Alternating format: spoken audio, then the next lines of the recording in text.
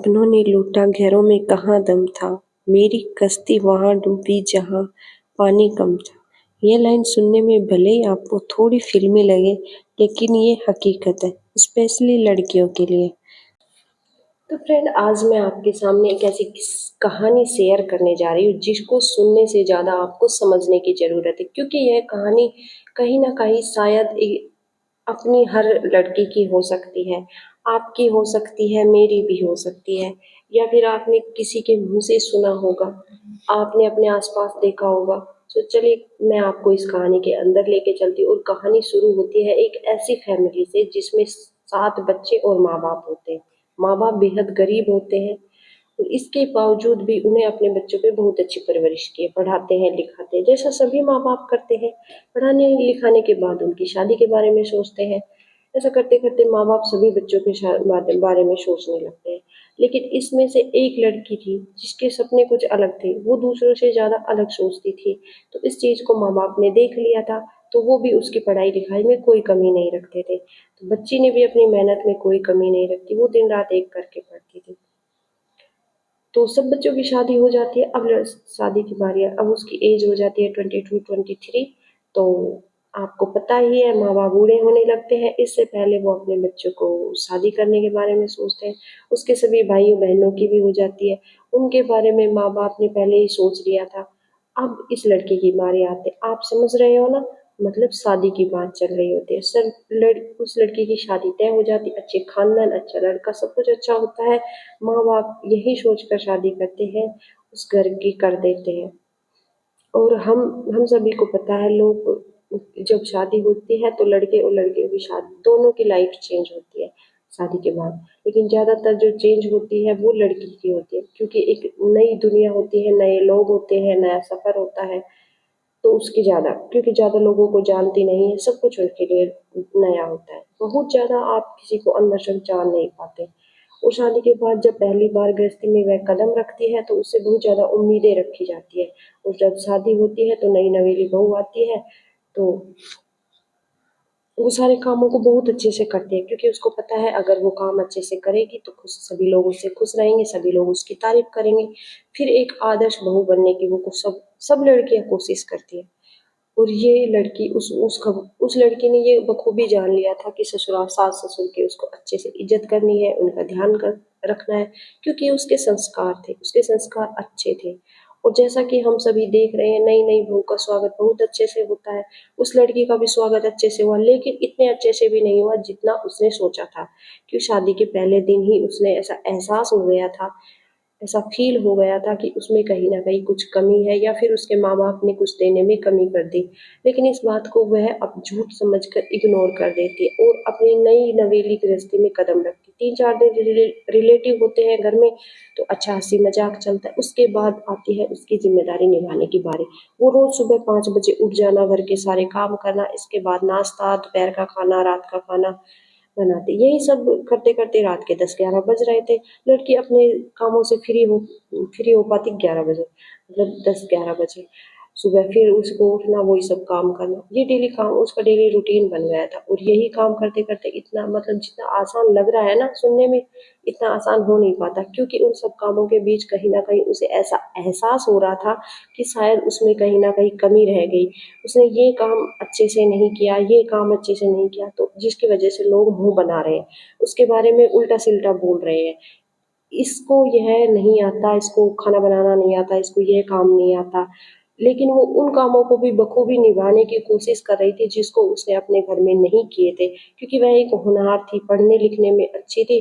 तो वो इस तरह के घर में कोई माहौल नहीं था, तो वो घर के कामों में इतना ज़्यादा नहीं करती थी घर के काम, क्योंकि पढ़ाई-लिखाई पे ज़्यादा, क्योंकि वो एक होनहार थी। लेकिन वो उन कामों को भी बखूबी निभाने की कोशिश कर रही थी।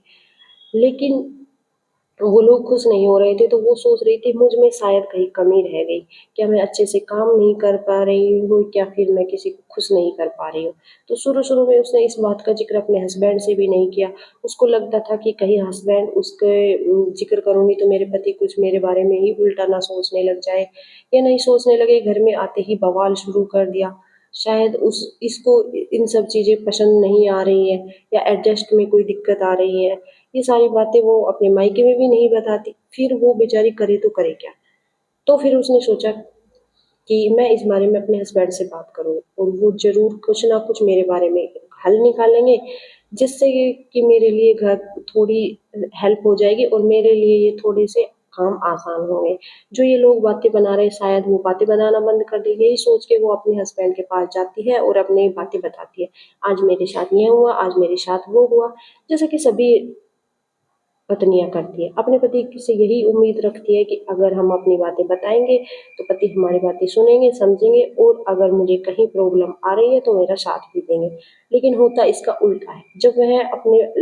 जब भी वो लड़की अपने पति के पास जाती, अपने मन की बातें बताती, तो उसका पति ना उसकी बातें सुनता, ना समझता। सोचो ऐसी हालत में दिन-रात बेचारी के इतने मुश्किल हो रहे थे कि दिन में पूरे दिन काम करो और रातें रो-रो कर निकल रही थी। सुबह उठते ही घर के काम करना और उसमें नुक्स निकालना, कोई भी सपोर्ट नहीं करा, रात को रो रो के सोना, ऐसा उसके लाइफ चल रही थी। और यही सिलसिला रोज का हो गया था, ना पति सुनता ना समझता, घर परिवार के लोग और ज्यादा उसके लिए मुसीबत खड़ी कर रहे थे क्योंकि हस्बैंड सपोर्ट नहीं करता था। जो घर में रिलेटिव आते तो घर वाले उसके सामने उसकी बेइज्जती करते, उसके लिए उल्टा सिल्टा बोलते, उसकी चुगलियां करते। ये सब रोज का सिलसिला बन गया था और हद तो तब हो गई जब लड़की के हस्बैंड उसकी बात सुनने के बजाय उस पे उंगलियां उठाने लगा, सीधा बोलने लगा, उसके घर वालों के लिए बोलने लगा, उसके माँ बाप के सामने उस लड़की को जलील करने लगा, अपने माँ बाप के सामने उसके घर वालों को भी जलील करने लगा। ये सारी चीजें ना रोज का सिलसिला बन गई थी। कोई भी ऐसा दिन नहीं जाता जिस दिन उस घर में कलेश नहीं होता और यही सब कुछ सहन करते करते उस लड़की को 7 से 8 साल गुजर गए और उसका एक बेटा भी हो गया। खुद नहीं पता चला कि अब यह सिलसिला कब तक जारी रहेगा, वह घुटन भरी जिंदगी कब तक चलेगी और अपनी किस्मत को कोसती है, क्या सच में मेरी इतनी बुरी किस्मत हो सकती है?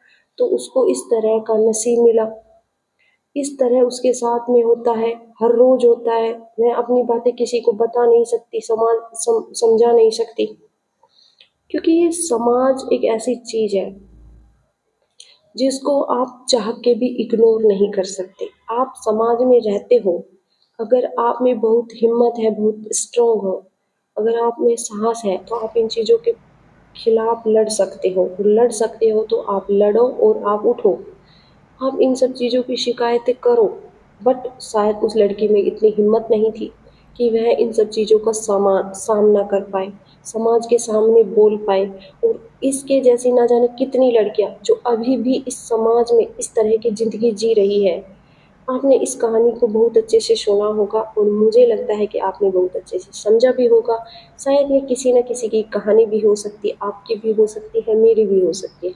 सो इस कहानी को सुनने के बाद आप अपनी राय ज़रूर देना, आप एक सजेशन ज़रूर देना कि उस लड़की को ऐसा क्या करना चाहिए था कि उस समय जो उसके साथ ये सब हो रहा था, तो उस लड़की को ऐसा क्या करना चाहिए था उस समय जब उसके समय साथ ये सब हो रहा था, या फिर आज उसको क्या करना चाहिए?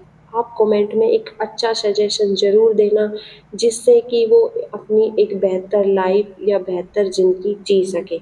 सो आई होप आपको स्टोरी पसंद आई होगी और ये किसी की भी स्टोरी हो सकती है। ज़्यादातर लड़कियों की यही स्टोरी होती है, सुनने को मिलता है, सास ससुर के ताने सुनने को मिलते हैं और सबसे ज़्यादा बेकार तो जब हो जाता है जब हस्बैंड सपोर्ट नहीं करते। अगर लड़कियों के सपोर्ट में हस्बैंड होते हैं तो उनकी लाइफ थोड़ी इजी हो जाती है और उनको पता नहीं, उनको उनको अगर आपके लिए नेगेटिव सोचना है तो वो नेगेटिव ही सोचेंगे आपके बारे में, और अगर आपको अच्छा समझना है तो अच्छा ही सोचेंगे। और मुझे कहीं न कहीं ये लगता है कि उस लड़की का गरीब होना ही पीछे से घर वालों का गरीब होना ही उसके लिए सबसे ज़्यादा प्रॉब्लम बन रहा था, क्योंकि वो इसके लिए कुछ स्टैंड नहीं ले पा रहे थे, जिससे उसके लिए लोग अपनी मुसीबत खड़ी कर रहे थे।